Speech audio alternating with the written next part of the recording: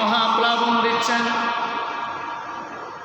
আল্লাহ সুবহানাহু ওয়া তাআলা মহাপ্লাবন দিয়ে হযরত নূহ আলাইহিস সালাতু ওয়াস সালামকে যারা রাসূল হিসাবে বিশ্বাস করে নাই, আল্লাহ রাব্বুল আলামিনের প্রতি ঈমান আনে নাই, আল্লাহ রাব্বুল আলামিনের পয়গম্বর রাব্বুল আলামিনের কাছে দোয়া করলেন, ক্বালা নূহু রাব্বি লা তাযার আলাল আরদি মিনাল কাফিরিনা দাইয়ারা। যেই দোয়া করলেন, আয় আল্লাহ তাআলা, তোমার প্রতি যারা বিশ্বাস স্থাপন করতে চায় না, এই দুনিয়ার আলো বাতাস সব কিছু ভোগ করছে, সকল নিয়ামত রাজিগুলি ভোগ করছে, তুমি তাকে হাত দিয়েছো, পাও দিয়েছো, চোখ দিয়েছো, বিবেক দিয়েছো, অন্তঃকরণ দিয়েছো, এই সব কিছু থাকার পরেও যারা তোমাকে চিনতে পারলো না, তোমার ক্ষমতা দেখেও দেখলো না, তোমার প্রতি বিশ্বাস স্থাপন করলো না, আমি দিনের পর দিন রাত দিন সবসময় দাওয়াত দিতে থাকলাম, গ্রহণ করলো না। রব্বুল আলামিন যেই জাতি সবসময় উপহাস করছে, যেই জাতি সবসময় ঠাট্টা বিদ্রুপ তিরস্কার করছে, তোমার বিরুদ্ধাচরণ করছে, আল্লাহ দ্রোহীর পরিচয় দিয়েছে, রব্বুল আলামিন এই জাতিকে তুমি কাউকে অবশিষ্ট রেখো না, এই জাতি যা আছে সবাইকে সমূলে ধ্বংস করে দাও। আল্লাহ রাব্বুল আলামিন তার পয়গম্বরের দোয়া কবুল করলেন। যে কয়েকজন ঈমান এনেছিলেন এবং যে কয়েকজন কয়েকটি জোড়ায় জোড়ায় সৃষ্টিগুলোকে নৌকায় তুলে নিয়েছিলেন, তারা ছাড়া সকলগুলোকে আল্লাহ রাব্বুল আলামিন সমস্ত সৃষ্টিগুলোকে এবং সমস্ত মানব জাতি যারা ছিল সবাইকে মুহূর্তের মধ্যে আল্লাহ রাব্বুল আলামিন ধ্বংস করে দিলেন, গোটা জাতি ধ্বংস করে দিলেন আল্লাহ রাব্বুল আলামিন। এবং যারা ঈমান এনেছিল তাদেরই বংশধর পরস্পরাই চলে আসছে। আমার প্রিয় ভাইরা, হযরত নূহ আলাইহিস সালাতু ওয়াস সালাম একজন বৃদ্ধা মহিলা, একজন বৃদ্ধা মাকে বলেছিলেন, যখন আল্লাহর গজব দেখা দেবে, আল্লাহর নির্দেশ যখন হবে, তখন আমি তোমাকে কথা দিলাম, তোমাকে আমার নৌকাতে তুলে নিয়ে অন্যত্রে চলে যাব, যেহেতু তুমি আল্লাহর প্রতি ঈমান এনেছো, বিশ্বাস করেছো।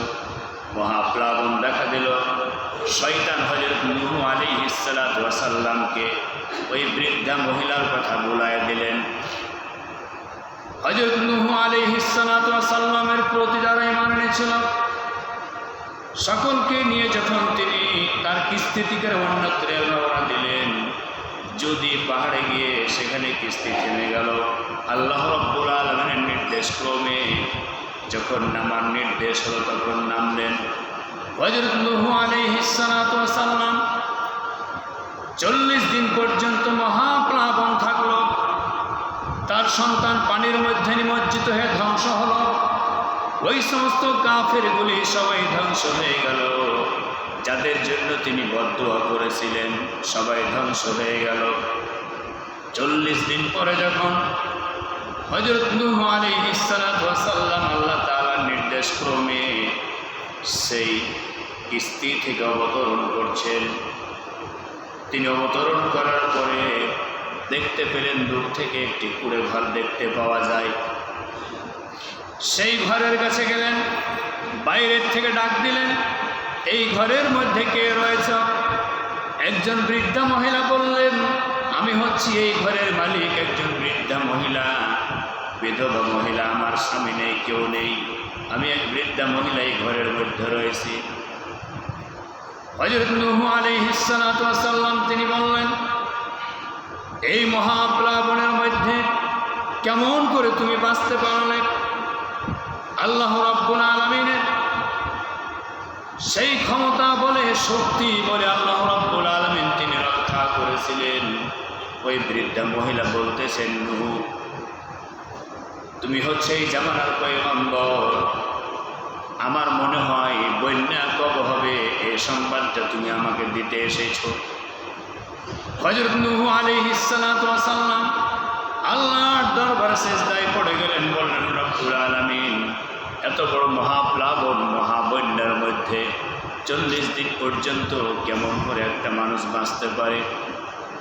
আল্লাহ রাব্বুল আলামিন জানিয়ে দিলেন, নূরে মহাপ্লাবন যখন দেখা দিল, তুমি ওই সমস্ত ইমানদার আমার বান্দা বান্দিদেরকে নৌকায় তুলেছিলে, জোড়ায় জোড়ায় সৃষ্টি জীবগুলোকে নৌকায় তুলেছিলে। তুমি যখন এই বৃদ্ধা আমার এই বান্দিকে বলে ভুলে গিয়েছো, আমি রব্বুল আলামিন কখনোই আমার সেই বান্দিকে ভুলে যেতে পারি না। আল্লাহ রব্বুল আলামিন সেই মহাপ্লাবনের মধ্যে তার বান্দি ওই বৃদ্ধা মহিলাকে আল্লাহ রব্বুল আলামিন হেফাজত করেছিলেন। কারণ হলো এই পানির স্রষ্টাকে, আসমানের স্রষ্টাকে, জমিনের স্রষ্টাকে, বাতাসের স্রষ্টাকে, সকল কিছুর স্রষ্টা আল্লাহ রব্বুল আলামিন। এই প্রসঙ্গে রব্বুল আলামিন বলছেন, যালিকুমুল্লাহু রাব্বুকুম লা ইলাহা ইল্লা হুয়া খালিকু কুল্লি শাই। তিনি তোমাদের রব, তিনি ছাড়া তোমাদের আর কোনো দ্বিতীয় ইলাহ নেই। লা ইলাহা ইল্লা হুয়া খালিকু কুল্লি শাই। তিনি সকল কিছুর স্রষ্টা, সকল কিছু সৃষ্টি করেছেন কে? আল্লাহ। ওই পানি, যেই পানি হযরত নূহ আলাইহিস সালাতু ওয়াস সালামের সময় মহাপ্লাবন দিলেন, ফাফাতাহনা আবওয়াবাম মিনাস সামা বিমাইন মুনহামির। আল্লাহ বলছেন, আমি আসমানের সকল দরজা খুলে দিলাম, মুষলধার বৃষ্টি বর্ষণ শুরু করে দিলাম। দিনের পর দিন, রাতের পর রাত বৃষ্টি হলো। অফাজ্জারনাল আরদা উয়ুনান ফালতাকাল মাউ আলা আমরিন কদ কুদির। আমি আল্লাহ তাআলা জমিনের দরজা খুলে দিলাম, জমিন থেকে আমি ঝর্ণা ফোয়ারা তৈরি করে দিলাম। এ দুই দিক থেকে পানি এক জায়গায় মিলিত হলো, মহাপ্লাবন সৃষ্টি হলো।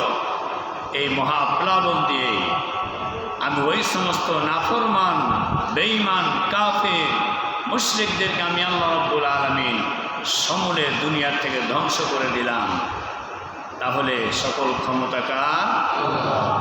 আল্লাহ রাব্বুল আলামিন বলছেন, ইনিল হুকমু ইল্লা লিল্লাহ। হুকুম দেওয়ার মালিক একমাত্র আমি আল্লাহ রাব্বুল আলামিন। আমি হুকুম দিয়েছিলাম আসমানের দরজা খুলে যাক, বৃষ্টি নাজিল হোক। আমি নির্দেশ দিয়েছিলাম, জমিন তুই সেই ফোয়ারা তৈরি করে দে। জমিন থেকে পানির ফোয়ারা তৈরি হয়ে গেল। আমি রব্বুল আলামিন যাহা ইচ্ছা তাহাই করতে পারি। আল্লাহ রব্বুল আলামিন বলছেন, ফাআলুল লিমা ইউরিদ। আমি আল্লাহ তাআলা যাহা ইচ্ছা করি তাহাই করতে পারি। না পারেন না? পারেন না? পারেন না? আল্লাহ যাহা ইচ্ছা তাহাই করতে পারেন। এই ক্ষমতা আল্লাহ রাব্বুল আলামিনের সম্মানিত উপস্থিতি। ওই যে দেখুন, হযরতে মূসা আলাইহিস সালাতু ওয়াস সালাম আল্লাহকে বিশ্বাস করেছিলেন, তিনি আল্লাহর পয়গম্বর। অপরদিকে ফেরাউন ছিল আল্লাহ দ্রোহী। মূসা আলাইহিস সালাতু ওয়াস সালামকে যারা রাসূল হিসাবে গ্রহণ করলেন, নবী হিসাবে মেনে নিলেন এবং আল্লাহর প্রতি যারা বিশ্বাস স্থাপন করেছিলেন, ফেরাউন চিন্তা ভাবনা করেছিল যে আমার এই রাজ্যে, আমার এই ভূখণ্ডে, এই জমিন তো আমার, এই দেশটা তো আমার, এই দেশে আমার হুকুম চলবে। এই নির্দেশ জারি করেছিল কে? ফেরাউন। কে জারি করেছিল? ফেরাউন জারি করেছিল। সেই ফেরাউন বলেছিল, ওয়ালালাইনি